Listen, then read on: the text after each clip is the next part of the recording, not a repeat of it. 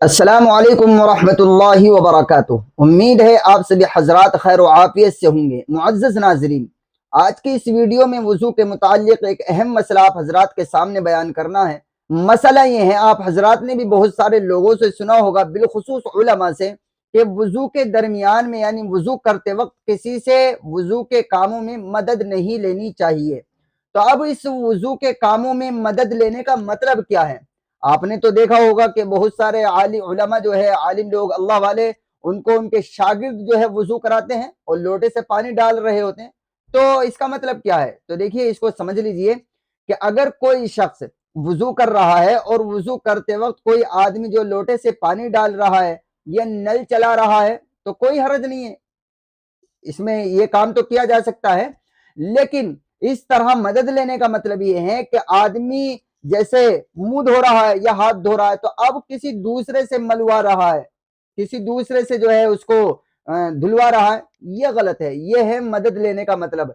इस तरह यानी अपने आज़ा को किसी से ना धुलवाए। अगर कोई नल चला रहा है तो चलवाने में कोई हर्ज नहीं है, या कोई लोटे से पानी डाल रहा, कोई हर्ज नहीं है, डलवा सकते हैं।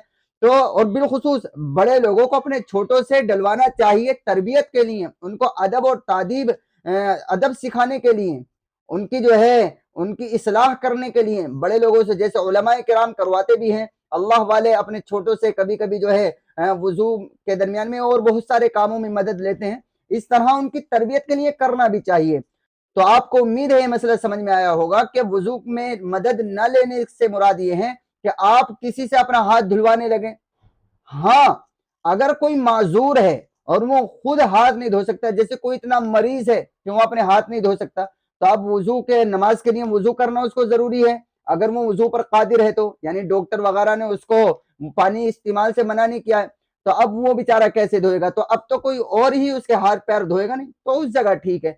मगर बगैर किसी उज्र के आप अपने हाथ पैर किसी और से धुलवाने लगे, ये मना है। इसको शरीयत मकरूह कहती है कि वजू के दरमियान में किसी से मदद नहीं लेनी चाहिए। यह है सही मसला।